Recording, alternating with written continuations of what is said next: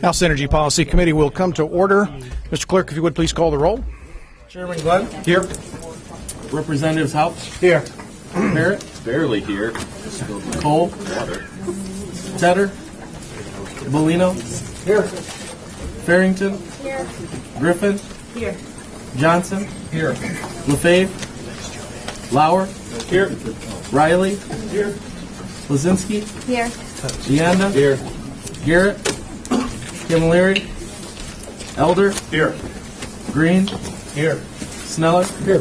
Mr. Chair, you have a quorum. Mr. Clerk, a note that Representative Tedder has joined us in the last 15 seconds as well. Need a motion to accept minutes from last week's meeting. Representative Houck so moves. Without objection, so ordered. Members of the committee, today we are going to invite DTE to testify in response to requests from the Public Service Commission for data regarding shutoffs for various reasons. I note that on January 18th there was a story in the news media, MLive I think it was, and the TV stations about Consumers Energy having shut off 5,000 customers because of a billing error just in the last several weeks, which they said they would restore quickly. So this is a problem the PSC has been addressing. I want to make sure members of the committee are aware of it.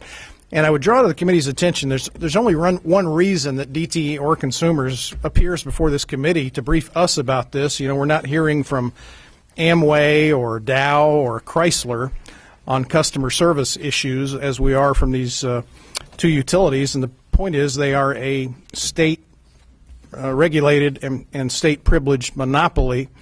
Customers don't have the option, as they do in most other businesses, if they don't like the level of customer service, of just simply choosing a different provider. So from my perspective, that is the overall issue. We wouldn't be hearing from these folks except for the fact that citizens of Michigan have no choice but to accept their service, whatever level it may be. So with that, we're going to invite whoever's going to speak on behalf of DTE to come forward. We don't have a card that I'm aware of from Consumers, but they are certainly welcome to testify as well. The remainder of the time, we have some, looks to be dozens of additional cards of people who would like to talk about their experiences with shutoffs. And if I understand correctly, there's somebody here on behalf of Mr. Millard with a video that has to do with shutoffs that have nothing whatsoever to do with so-called smart meters, but shutoffs for various other reasons. So, ladies, if you would turn on the red button there and introduce yourselves, and welcome to this is Heather Rivard and Angie Pizzuti from Detroit Edison. Welcome, ladies, and would appreciate your testimony. Thank you. Good morning, Chairman Glenn, Vice Chair Houck, Vice Chair Lazinski, and members of the House Energy Policy Committee. As the chair mentioned, my name is Heather Rivard, and I'm the Senior Vice President of Electric Distribution at DTE Energy. My name is Angie Pizzuti. I'm the Executive Director of Customer Service Operations at DTE Energy. Thank you for providing us the opportunity to testify today. We're going to begin our conversation by discussing our advanced metering infrastructure program, and then Angie's going to follow with the discussion of billing and service disconnection processes that are related to our new customer service platform that's otherwise known as Customer 360. In both of these cases, we've made significant progress in implementing these very important technologies, and we plan to discuss both the successes as well as some of the challenges that we have faced that have impacted our customers. Advanced metering infrastructure, otherwise known as AMI, upgrades the grid to improve the quality of service to our customers. This technology allows wireless communication between the meter and the utility, eliminating the need for expensive and sometimes intrusive. Pardon the interruption. Yes. I've said this in the prior hearing, and I'll let you use your time however you want, but the committee has heard, I think, 2 different 90-minute sessions on the issue of smart meters and that issue in particular, and I'm trying to focus the time we spend this 90 minutes on the shutoff process as opposed to rehashing I know that we're going to have witnesses in a few minutes that's the reason they got shut off, but I'm going to direct them to do the same thing. We're not here to relitigate the smart meter issue. We're talking about smart meter shut-off policy. Okay. So if you want to spend your time talking about smart meters, I'll let you do that, but I'm just No, telling you. I'm happy to skip those. I had a couple paragraphs on that. It's in the testimony, so I'll just skip that for my Pardon the remarks. No problem. So we've nearly completed installation of AMI throughout our service territory with 2.6 million electric meters installed and only 4,000 remaining to be installed. While we are convinced of the benefits of AMI, we understand that not all of our customers share that same view, and that's why we've worked in conjunction with the MPSC to create the opt-out program, which so far less than half of 1% of our customers have chosen to opt out of the program. Our implementation has been seamless for the vast majority of customers, with over 99.99% installed without any issue or concern. But there remains a small segment of customers who we need additional outreach and communication to finish the installation process. Leading up to today, you've heard from customers who experienced service interruptions due to blocked or locked meters. And I would like to take a moment to explain these situations and processes for addressing them, because I think that's the main thing that's leading up to the concerns that are being brought to the committee today. To your point, blocked meters are those that are simply inaccessible to our employees. For example, a dog in the backyard, or meters located in a locked building that may inadvertently prevent us from installing an AMI meter because we cannot reach the meter. In contrast, a locked meter is a meter in which the meter itself has been intentionally chained or otherwise locked by the customer to prevent the meter upgrade. And there's 4 pictures in the handout that we provided you of locked meter examples. In both scenarios, the customer is contacted several times with written communication to schedule meter upgrades. Most customers either agree to schedule an upgrade or choose to opt out of the program. However, those who do not respond or continue to lock their meters are disconnected from service. Cases in which meters have been locked are especially serious, as they undermine the safety of the customer, his or her neighbors, and DTE employees. I want to be clear that even though the meters are located on private property, they are owned by DTE and are a critical part of the utility grid. Tampering in any way with electric infrastructure is highly dangerous. Additionally, locks on meters prevent our employees from cooperating with first responders to disconnect electric or gas service in the event of an emergency, like a fire. Just as it would be not acceptable to lock a fire hydrant in front of your home, it is irresponsible and unsafe to lock a utility meter. Over the course of our implementation of the AMI program, we have disconnected service to less than 700 customers due to blocked or locked meters in accordance with MPSC rules. Unfortunately, 18 of these disconnects, 18 of the 700, were done in error, where the customer either already had an AMI meter or had scheduled an appointment for a meter replacement. In each of these cases, we restored service as soon as we recognized or were made aware of the error. And we take these incidents seriously and have adjusted our processes going forward to prevent such errors from occurring in the future. So with that, I'm going to transition over to Angie, who's going to talk about the Customer 360 program. Good morning, and thank you for the opportunity to testify today. My name is Angie Pizzuti, and I've been working on the Customer 360 program as the deployment lead for the past 2 years. In April 2017, DTE transitioned to a new customer service platform based on SAP technology, which we call Customer 360 or C360. Before implementing this technology, DTE utilized 130 standalone systems to administer our billing and customer service functions. In many cases, these 130 programs or systems did not communicate with one another and were approaching end of life. The end-of-life nature of this software began to impact the reliability of our customer service processes, and as such, we made a decision to begin to replace it. SAP technology, which is what we utilize in C360, is a widely used platform across many large industries.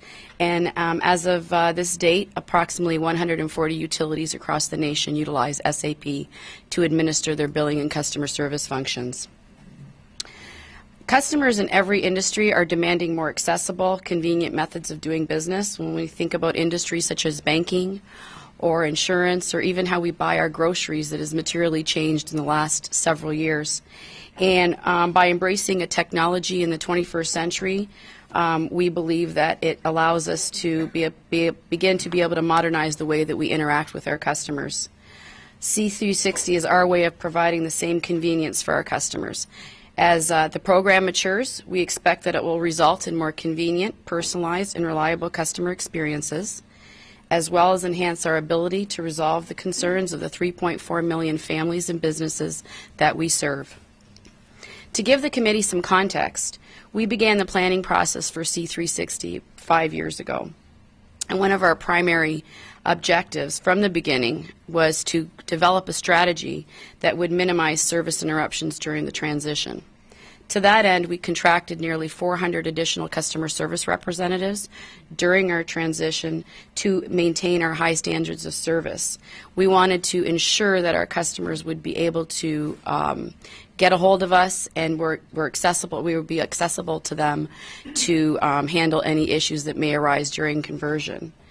As of today, our customer service metrics, including handle time and average speed of answer, have all returned to target range as they were prior to our implementation. This swift return to baseline following a massive billing technology transition is unprecedented in the utility industry. In fact, DTE Energy was granted SAP Utility of the Year award for its execution of the C360 transition when compared to similar efforts of other companies. Having said that, we realize that DTE's comparative success is of no comfort to those customers who were negatively impacted during the transition. Despite our preparations, we recognize that in the process of transitioning 3.4 million customers to a brand new platform, some customers did experience billing issues that have impacted the quality of their service and caused them frustration. One of the issues I'd like to discuss with you is related to shutoffs. The MPSC establishes and enforces billing and shutoff rules for all Michigan utilities. These rules give strict requirements for all aspects of that process, including the number of times and the manner in which customers must be contacted prior to shutoff, the time of day we can disconnect service, and deadlines for how quickly we must restore service upon resolution of billing issues. We adhere to these billing rules and utilize a strict internal process for recognizing non-payment, notifying customers of intent to disconnect at several junctures, and ultimately disconnecting service.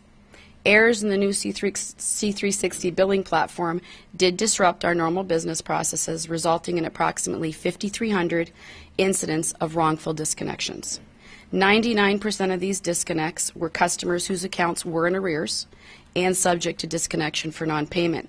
These customers did receive some notification, but not the duplication of notice required by the MPSC. All wrongfully disconnected customers were immediately restored to normal service upon our identification of these errors. One of the other areas which we've had some difficulty with during our transition is actually a strength of our new system. All bills now go through a very extensive quality check prior to being sent out. Under normal operating conditions, approximately half of 1% of our bills are flagged for potential errors each month and are subsequently delayed in being sent to our customers. Errors in these delayed bills are generally resolved by DTE customer service employees within the same billing cycle. However, during the transition, a portion of these flagged bills were delayed for several consecutive months, inconveniencing the affected customers. DTE's worked steadily to decrease the backlog of customers who have not received multiple bills from a peak of approximately 30,000 to a subset of 4,000 most recently. We continue to maintain a focus on these customers, and we do review progress of these customers with the MPSC staff weekly. We fully recognize the impact of the service interruptions, and we understand that this is a serious inconvenience to our affected customers. Our customer service teams are working diligently to correct any outstanding billing issues resulting from the transition. We've identified errors in the system, fixed them, and our customer service teams have embedded additional tests in the system to error-proof the disconnect process in the future. DTE Energy self-identified our customer service errors and alerted the MPSC to the problem ourselves. We've maintained full transparency throughout this process, and we're currently participating in an MPSC review of the utility billing processes. Going forward, we're committed to continue to improve C360 to minimize errors and provide the high caliber of service our customers have come to expect and, quite frankly, deserve. We've been Michigan's hometown utility since we began operations here in the state 170 years ago. Our employees live and work in the same communities as our customers. We would never introduce technology or service changes unless we believe it benefits our customers, promotes safety, and improves our service. Thank you again for this opportunity to testify here today. Heather and I are happy to answer any questions you may have regarding C360 or AMI. I do have a couple of questions. Can you tell me what takes priority, the rules regarding winter shutoffs for senior citizens in regards to people who are in arrears, because you said there were 5,300 cases of people who were actually had not paid their bills. And you have rules that say you can't shut certain people off, and I assume you also have this charitable program, at least Consumers does. Do you also have a charitable program where you help people who can't pay their bill?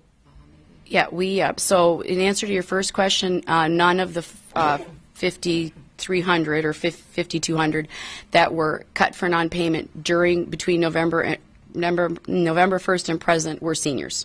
We have verified that.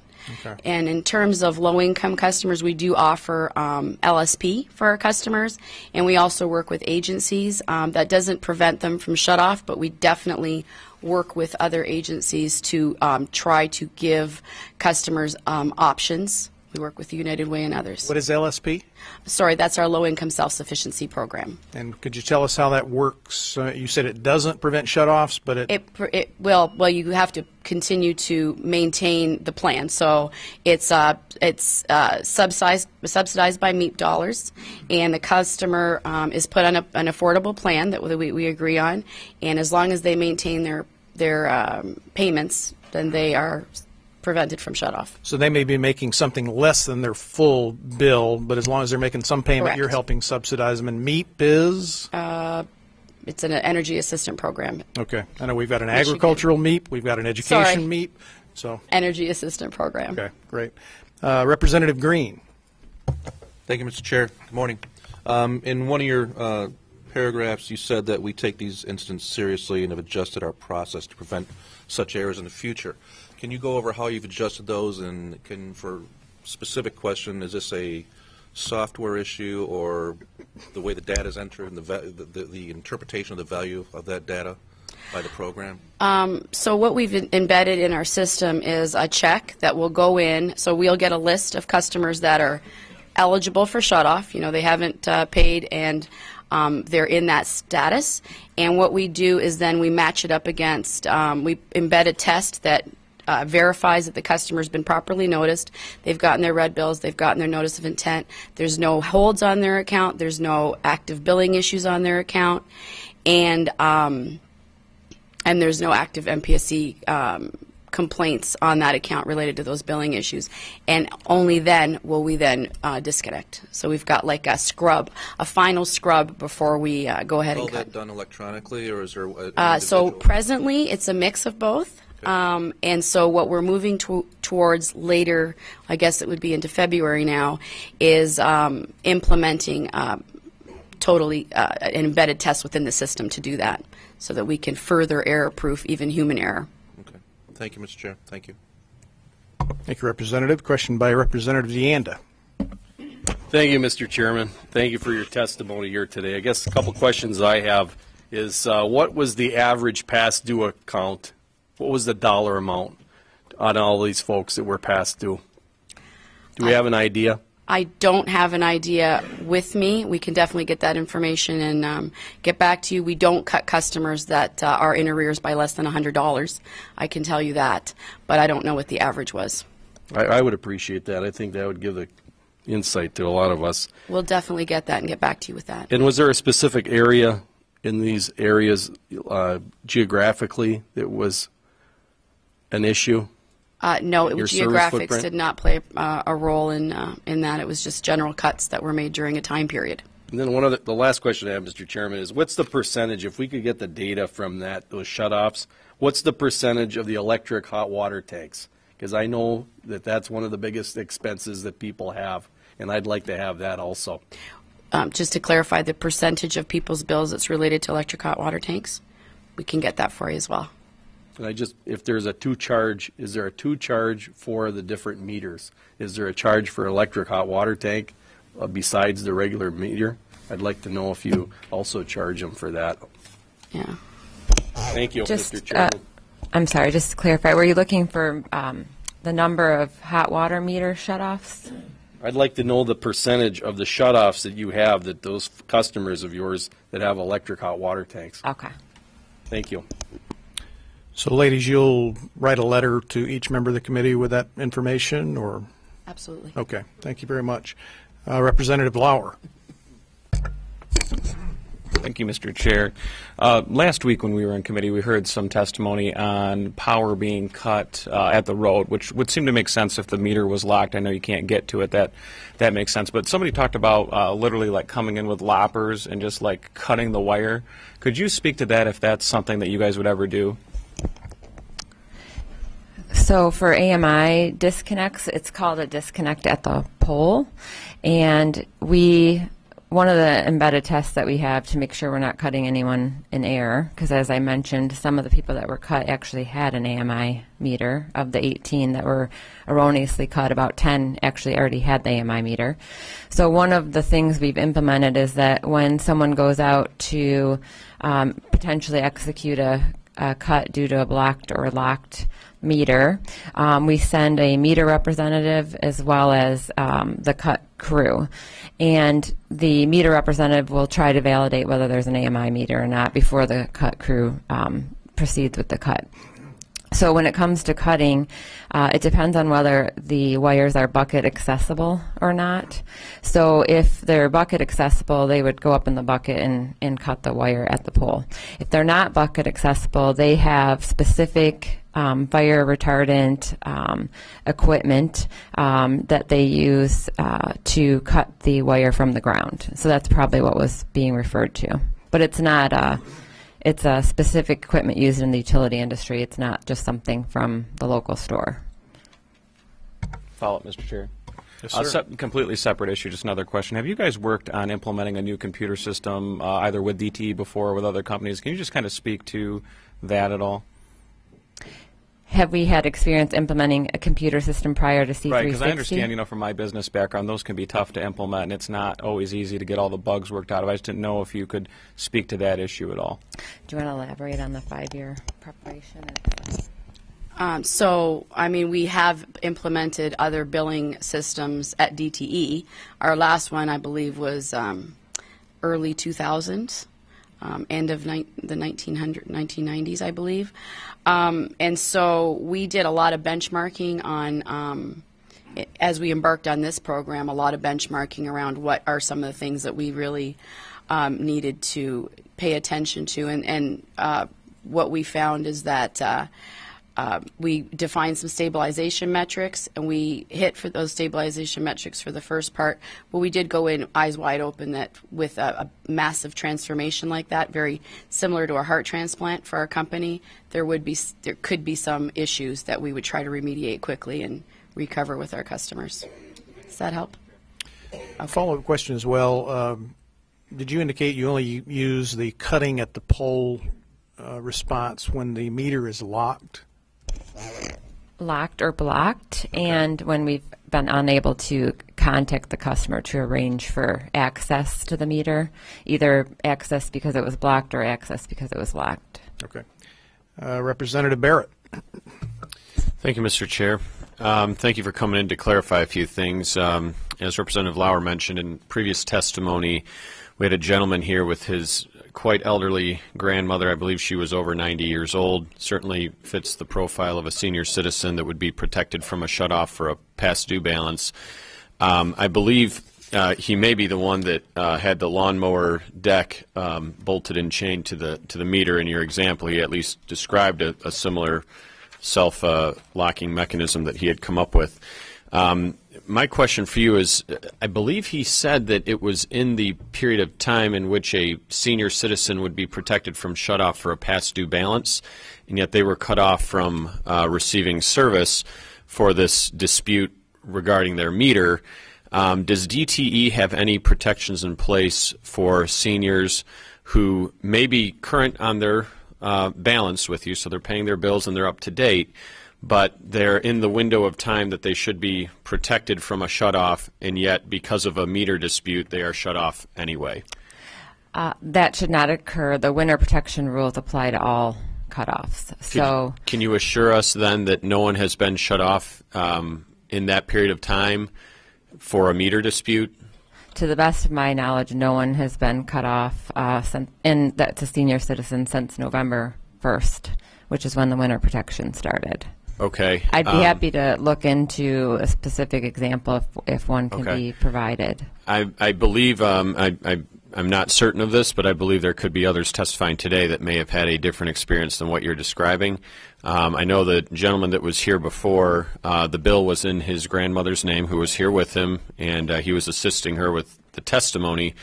And I'm pretty sure they described a shutoff at a time that, you know, was in that protected window of, what is it, November 1st to April 1st? Yes. I mean, I know they said it was quite cold in the house and everything else. It's possible that they were cut off before November 1st and hadn't yet called in to be restored, but I would have to look into the specifics of the case. Okay. But we did not do any cutoffs of senior citizens for AMI or any other reason after November 1st. Okay. So that's your position, that couldn't have happened? To the best of my knowledge, but if someone brings forward a situation, I would be more than happy to look into it and understand what went wrong. Okay. Thank you. Representative Sneller. Thank you, Mr. Chair, and thank you for your testimony today.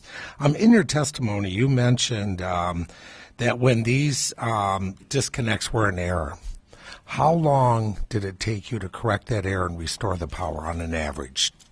Hours, days, weeks?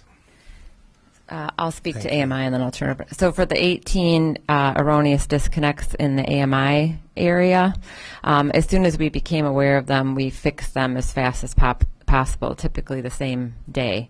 When it wasn't an error and it was a shutoff and the person called to have a meter change, the rule is that we have to restore within 48 hours. So that should be the max time after someone calls in for restoration. And I have a similar answer to Heather's. As soon as we were made aware of an issue, we escalated a restore. In many cases, they are AMI restores, so they take hours to restore. So of the 5,000 that I talked about, testified to a little while ago, actually those customers we proactively restored. We had no customers call in and say I wasn't noticed properly or anything of that nature. However, as soon as we realized that we had made an error, in an abundance of caution, we restored all of them that were AMI immediately, and we did site visits to the remainder the next day. So once we're aware of it, we make it a priority to escalate and restore those customers immediately, hours, and to Heather's point, within 48 hours at the latest. Follow-up question, of the 5,300 you mentioned, how quickly did you discover your error? Well, that very variable. So with the 5,000 were customers that had been cut in the latter part of 17 in December and the early part of January. And once we were even made aware that we could have had an error, we restored them immediately. So depending on when they would have been cut, it is variable. Okay. This is not intended as a gotcha. I just had a conversation, and Rodney, if I misunderstood, correct me, but I thought you had said it was a week that you restored immediately upon discovering the error, but you didn't discover it for a week. Did I misunderstand? Yeah, sure. As chair of the committee, when we found out that, as Angie was testifying, that This is Rodney Cole with DTE. my apologies, Rodney Cole, DTE Energy, and I'll yield to the experts here. But when we found out that there was an issue, as was testified, we just recently found that out. So we just recently confirmed. As Angie mentioned, once we suspected that there may be a problem, they took proactive action, but it was confirmed just here recently.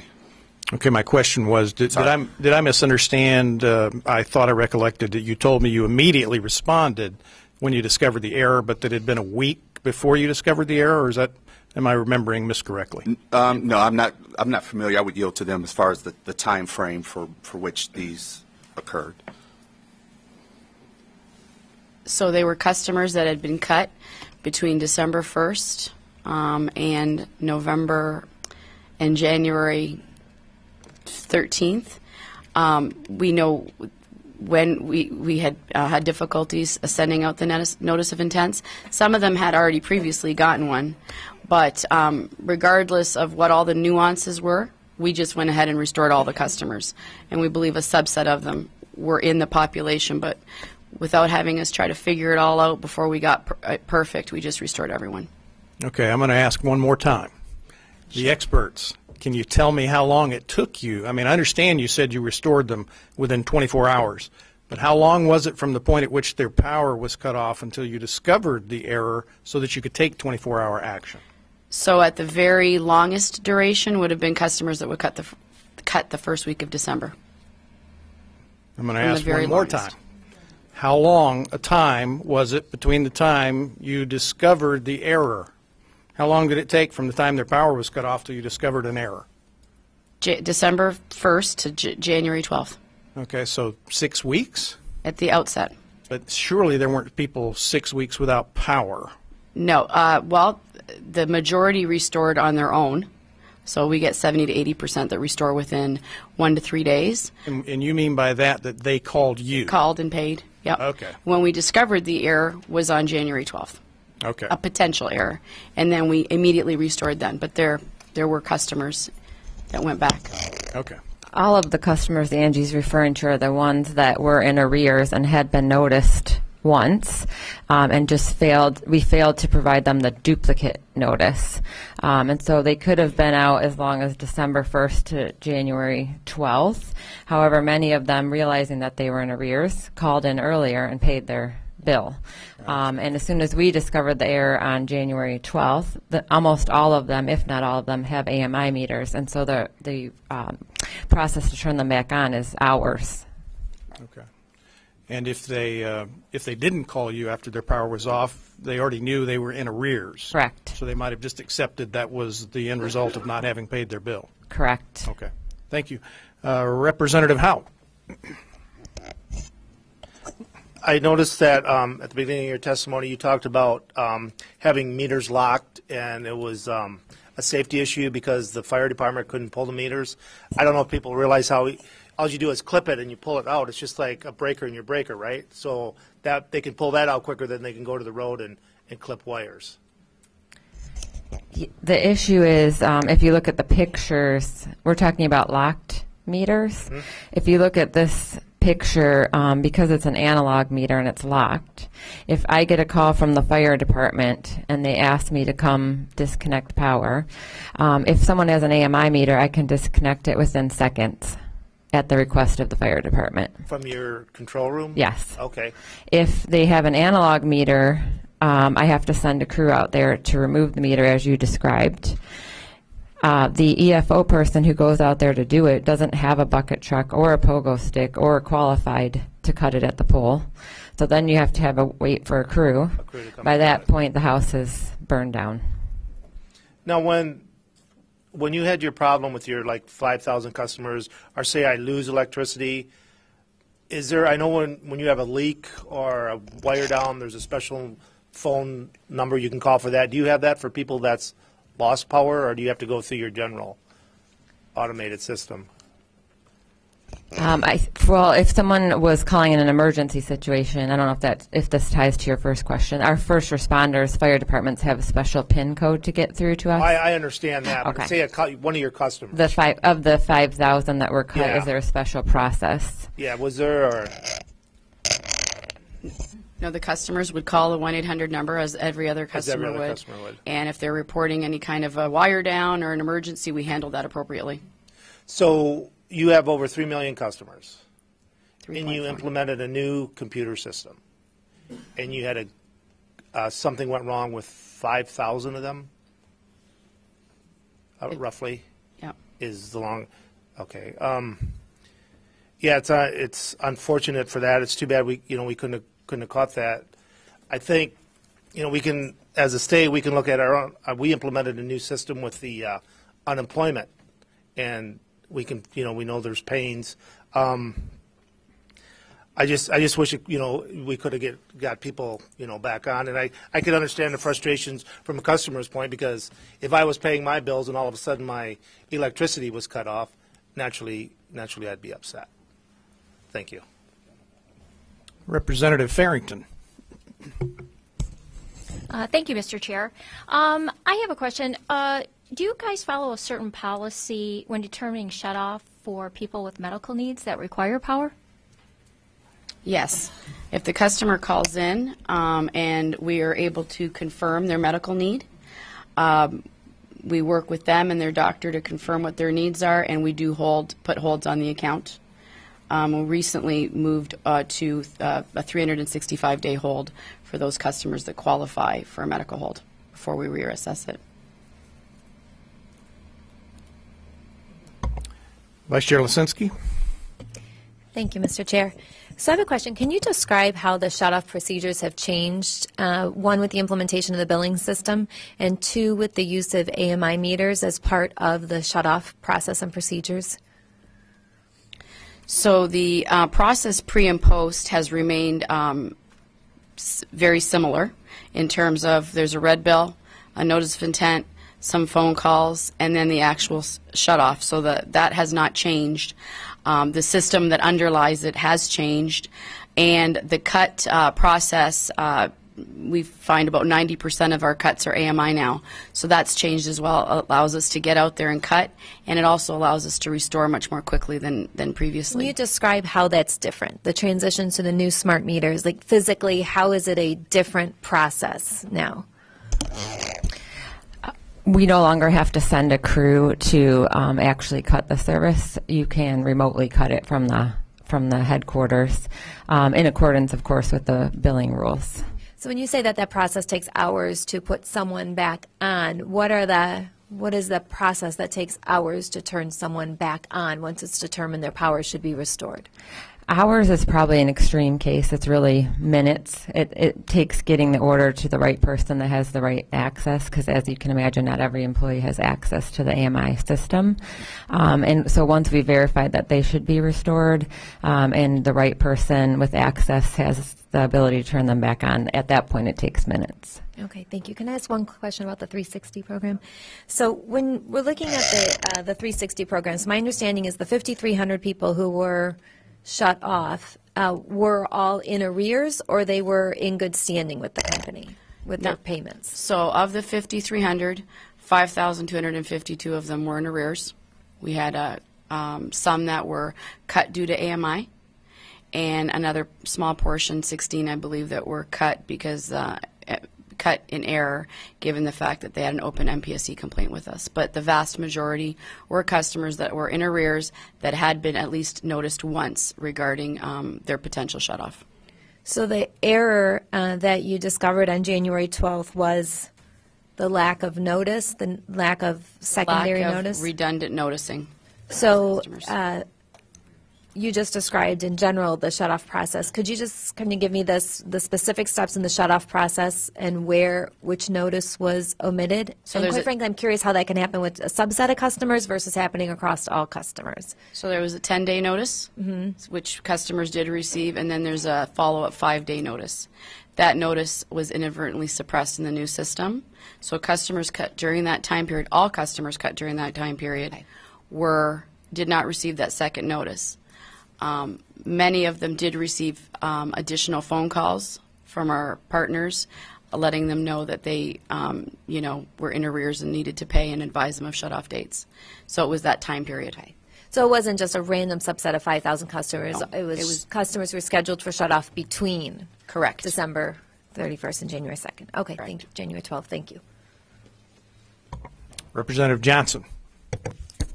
Thank you, Mr. Chairman. In a free market system, when a company alienates its customers, they're free to leave. We don't have that in a monopoly system. So when you make a mistake, as you guys admitted to violating the MPSC rules, what is the penalty that you pay? Do the customers receive any sort of credit? We take our customer satisfaction very seriously, and so to me the biggest penalty that we pay is detriment to our customers and having inconvenienced them, and that is the biggest that I would mention, So as well as there is no financial penalty you would pay? there is no financial penalty that we pay for the errors that we're describing here today now. So your only incentive then is out of your goodwill towards your customers? Yes, which is a very good incentive for us to have. Thank you. I cannot resist asking a follow-up question. I had this in mind, but since you opened the door with the expression of your commitment to satisfaction of your customers, I share the concern that Representative Johnson just voiced, that if people were free to choose another provider and they're not happy with your service, obviously like any other business, that's what they would do. In this case, they don't have that freedom to choose because the state, as a matter of policy, chooses not to give them that choice. I am not a physician, and I think there are two members of the House who are. Neither one of them is on this panel. So I'm in no position to judge people's concerns about their health and how they might be impacted by advanced meters. But I'm going to guess that members of the committee and you would concede that the people who have testified before us, true or not, from a medical standpoint, absolutely believe their health is being negatively affected. Others are concerned about privacy. You said it was 0.5%. And I direct this question to either of you ladies or Mr. Cole if I was your public relations consultant, because I of all issues that I've experienced in 3 years in the legislature, no issue has generated as much media coverage, especially television stories, and I'm not sure why, as this issue does. From a public relations standpoint, if it's only 0.5%, can't you guys figure out some way to make it go away? Let them go? In some way, I mean, is it really worth the continued negative publicity on television stations all across the state of Michigan if you are as sensitive to your customer satisfaction as you say you are? And I hear the same thing from consumers. And I don't have any reason to doubt the sincerity, but certainly people who've had their power cut off or been forced to accept something they think negatively affects their health might have some reason to question that. So I guess I would just encourage you to make this go away. You know, you guys have multiple full-time paid lobbyists. You're here. You have a presence in the Capitol. Hundreds of millions of dollars in revenue moving through your two companies annually. The people who showed up to testify on this issue don't have paid lobbyists. The only thing they have are their elected representatives. So, you know, I don't feel sorry for you. You're a government-privileged monopoly. So we guarantee you by law a 90% share of the market and a guaranteed return on investment. So don't feel sorry for you. But we're all that the folks who have a complaint have. So I guess I would just say, if I was your PR consultant, I'd be telling you to figure out some way to let these people go. Because if they sincerely think it's affecting their health, they're not going to go away. they're not going to stop talking about it, stop trying to avoid a circumstance in which they're concerned about their health and that of their families. I guess that was more of an editorial than a question. If you want to respond, that'd be great. If you don't, I'll move on to... I'd be happy to explain why we cannot continue to use analog meters, which I think addresses part of your concern. Actually, prior to that, I would just address that in all states where deregulation has occurred, the distribution company and the electric infrastructure is not deregulated. It has to be maintained by a single company, including the meters. It's the power and the electricity itself that comes into play when we're talking about choice. So even in a deregulated environment, you'd still be facing these issues around meter technology and meter upgrades and distribution system upgrades. As it relates to analog meters, the technology is more than 20 years old. It's made of windings and springs, and it is the meters that we have out there are well past their useful life. They are no longer in a position where I could say that they are accurate in either direction of being overbilling or underbilling customers. In addition to the technology being outdated, as I just mentioned, having an analog meter creates a safety risk for the customer in that home as well as their neighbors due to the inability for us to remotely disconnect that meter in the event of an emergency. I do understand that some people have deep concerns about RF waves. That said, an opt-out meter does not transmit any RF waves. So an opt-out meter in non-transmitting mode is no different than an analog meter. And so that is always an option. I guess my response to that would be your 1/2 of 1% is still thousands, and I suspect some enterprising entrepreneur would be happy if the choice were available to provide people who wanted an analog meter an analog meter. And I would observe that whatever safety risk there is nothing different than what we've all lived with our entire lives since when we had analog meters.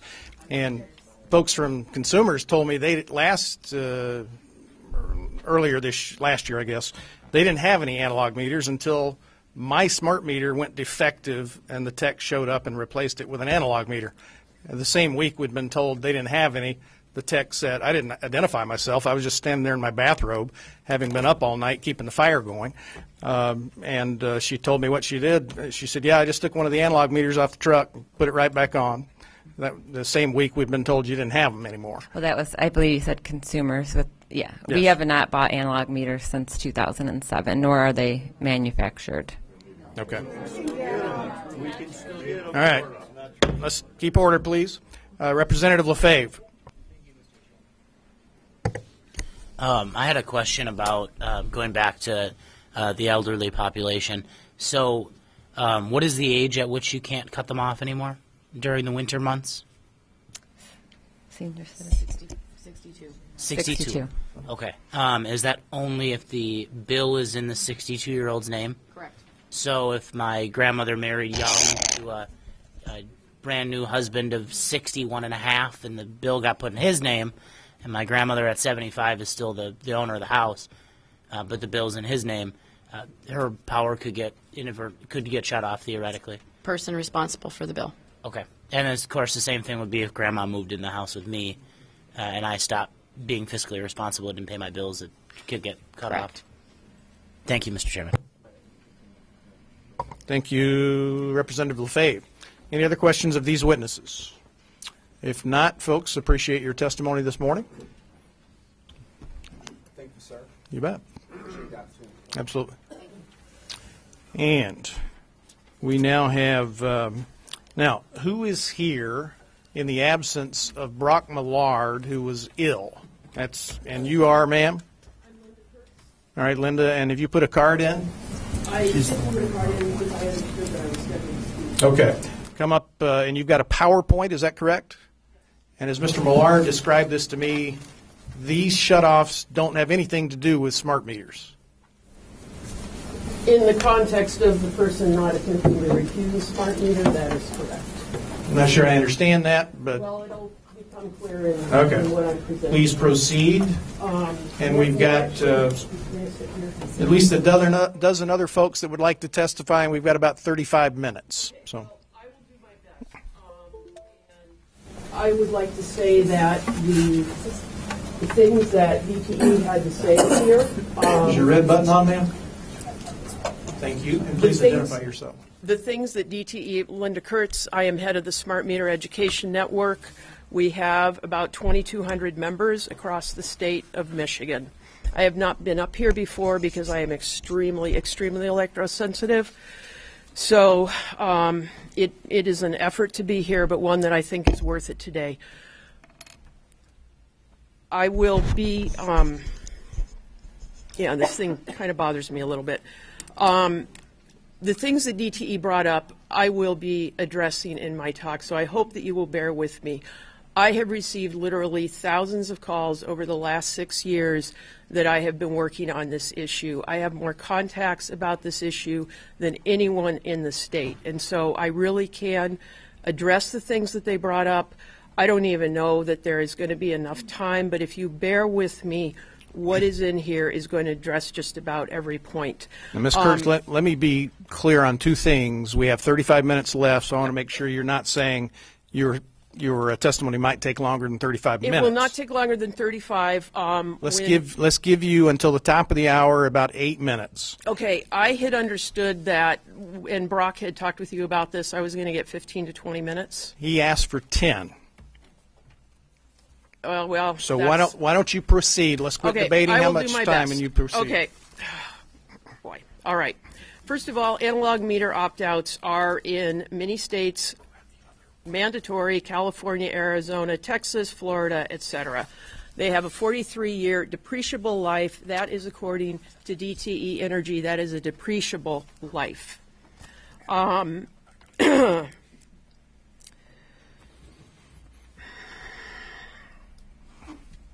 This is going to be really extremely difficult for me to do now. The day after Labor Day 2016, David Redmond of Sumter Township was shut off without notice by DTE. He awoke gasping for air because he is on a breathing machine. He had received no notice from DTE about the shutoff. After shutting him off, DTE left a notice on his door stating that a lock on his meter was a safety hazard. Now, the committee has gotten testimony from a number of fire department chiefs. That information has also been presented to the Michigan Public Service Commission in some of its hearings. I have spoken with a volunteer firefighter. Other members of the Smart Meter Education Network have spoken with their fire department representatives, fire chiefs. These people have said that a locking device, an enclosure, whatever it might be on a meter, hit the next button, on the meter is not an issue. And I can provide documentation for that. In fact, the last time that DTE pried off one of these, and I don't know what pictures DTE gave you to look at, but the last time that DTE pried off a so-called tater guard, which is a piece that goes over part of the meter housing, was in mid-December of this year in Ypsilanti, Michigan. Now, there may be other cases. That is the last one I know of. They have pried them off. They have cut them off. First responders have told us that they can very easily access the meter and get it off. So I don't think that that is, in fact, an issue. Now, moving on, in the summer of 1999 next. Yep. Greg Burgess had a pool put in. He called DTE to find out whether he might install a plexiglass cover near the pool for safety reasons. DTE told him that installing the cover was a good safety measure, and for 18 years, DTE had no issue with the cover. On the 26th of June, 2017, DTE shut off Mr. Burgess's electricity. He did not receive any notice. He was told by the letter they left on his door that his service had been shut off because he had a locking device on his meter. Mr. Burgess had no locking device, only the plexiglass cover that DTE had approved in 1999. Mr. Burgess had not received any communication, later found that he DTE had sent a letter to an address that was not his service address, not the address at which he received his bills or anything else. At the time DTE was shutting off his electricity, he was preparing to make a bid on a property. He was willing to bid up to $50,000. He got home to no electricity. He couldn't make the bid. He lost the property, which sold for under $50,000. He lost the food in his fridge and his freezer because DTE refused to restore power in a timely manner as required by law. It was over 5 days. He was not shut off for a locked meter. He had a device on his home that DTE itself had approved. He called DTE constantly. It was 5 days until they restored his electricity. His case is not unique in any way, just illustrative of many of them that are there. And I want to emphasize, Mr. Burgess had no particular interest in the smart meter issue. He contacted me after DTE shut him off. And that has happened many, many, many times. We're getting a lot more members because of these shutoffs. Next. And that's Mr. Burgess and his partner. And they now actually, interestingly, their ears ring constantly in their home since the installation of a smart meter. Again, this is a man who had no interest in the smart meter issue. Well, DTE's tactic, my impression, and I can provide supporting evidence for this, but my impression is that DTE did not want to shut off customers, let it be known that it was shutting off customers for refusal of a smart meter. And so what they began doing in March of 2015 was sending out a letter that said that the customer needed to respond to them because of a locking device on their meter. That was the term that they used, locking device. Now, for years, decades, even a century, DTE had had no issues with locks, big locks on meters. For example, Gail Travis had kept the meters at his house and his auto detailing business locked for over 15 years. DTE had never taken issue with the locks. Suddenly, in June 2016, DTE shut off his electricity because his meter was locked. Mr. Burgess, Mr. Travis had no particular interest in the smart meter issue and only contacted us after his meter had been shut off. His and his wife's informal complaint to the Michigan Public Service Commission was not even dealt with. He was shut off. This has also happened to many people. You got that one? Okay. So the letter that is being sent, and continues actually to be sent out by DTE. DTE is sending out multiple different kinds of letters at this point, is nothing more than a pretext to force installation of the smart meter. The text of the letter itself makes this clear, stating your electric service will be disconnected on or after date if you do not remove the locking device and contact us immediately so that we can proceed with the installation of the smart meter. The letter doesn't say so that you and your neighbors are safe. Now, DTE says the letter is being sent out because the locking device is a condition that is unsafe for your family and your neighbors. If that were the case, the letter would say, please remove it so that we can proceed with, so that you and your neighbors are safe. That's not what it says. Christina Fortis, head of the Michigan Agency for Energy's Complaint Division, told me plainly that the intent of this letter is to get smart meters installed on the customer's house. We had a very long conversation. When Ms. Fortis was questioned as to why this pretext of claiming that the lock is a safety hazard was being used, Ms. Fortis replied, I'm not their marketing person. Ms. Fortis said that the Commission had approved the letter, but that she was unable to provide me with any documentation of that approval. I was also told that the Winter Protection Plan did not, I was told this by Ms. Fortis, and it's also been at some of the MPSC hearings, the Winter Protection Plan does not cover shutoffs except in cases of non-payment. So if you're old and you can't have a smart meter on your home, you can get shut off. If you're old and you can't pay your bill, you can't. DTE was up here testifying that no senior citizens have been shut off in the winter for refusal of an AMI meter. That is incorrect. One case, and I can supply many others, is Ellen Nelson, 78 years old, cut off December of 2016 for over a week. It was absolutely frigid at that time of year. And as I said, DTE for quite a few years was simply cutting or prying both locks and locking devices off meter housings, and the last time I am aware of them doing that was December 2017. Yep. Need you to wrap up, please. Okay.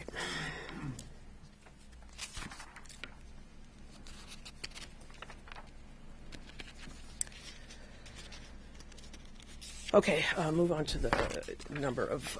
So DTE began sending shut-off notices. Often people didn't even know it was a shut-off notice because there was a letter. In fact, I got one of those, and the only reason I knew it was a shut-off notice was because people had contacted me.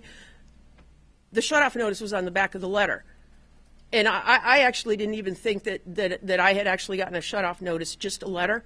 And it was on the floor, and my cat flipped it over, and all of a sudden there was a shut-off letter in front of my face. Some people didn't even see that shut-off notice. Next. So here is testimony that DTE just submitted to the Michigan Public Service Commission. They say that they have shut off 478 customers in October and November of 2017 for refusing to accept a smart meter. And you will notice that in December of 2017, they say they have shut off an additional 20, again, in contrast to what DTE just presented up here. There's a lot that I could say about additional proof showing what they're trying to do. I will skip that. Two other things that I would like to say briefly. One is that over and over again, the question is being asked, why isn't the opt-out that DTE offers sufficient? It's very simple. Digital meters, whether they are smart meters with the radio frequency on, smart meters with the radio frequency off, or the non-transmitting meters, no RF in them at all, that Consumers Energy offers, generate voltage transients, commonly called dirty electricity. These voltage transients have been shown, and I can provide you with the scientific papers on that, to harm human health. So for someone like me and many other people, this is very simply a question about wanting and needing to be safe in our own homes. I would not be up here if DTE wanted to put a digital meter on my home that did not generate voltage transients. I would not be spending my time in Lansing. I would not be spending most of my free time working on this issue. We're asking for an analog opt-out. It's offered in quite a few states across this country of ours. Thank you, Ms. Kurtz. Representative Lauer has a question. Yes. Thank you, Mr. Chair. You kind of got to the question a little bit, and it was about why was the opt-out meter not sufficient. I guess for a lot of us, what we don't understand is how is that not different from a different electronic device in your home, such as a television, a radio, clock radio, things of that nature? Like, why is this particular device creating this dirty energy, as you called it, and how do you know that? Like, how have you come to those conclusions is what I'm curious to learn. Okay, so what happens is that the meter has what's called a switched mode power supply in it. And that's something that you can see actually there. The 240 volts coming down from the power line has to be stepped down to about 4 to 10 volts to run the electronics in the meter. Otherwise, the meter gets fried out. It's a computer. And then the electricity has to be stepped up again to 240 or 120 volts in order to run, you know, the equipment in your home. So the process of stepping the electricity down and stepping it back up generates the voltage transients, the dirty electricity. What happens is that you, next picture, you have, oh, don't have it, previous one. What you have normally is a smooth wave going through your home every second, 60 hertz. The transients ride on that, and what they do is they radiate out into the room. They're electromagnetic field. They're coming out in millisecond bursts. It's like static. For people like me, my health is greatly affected. Other people, their health is affected. They don't know what's going on. So particularly people who get high blood pressure, high blood sugar problems, that's something that they're just not associating with the meter.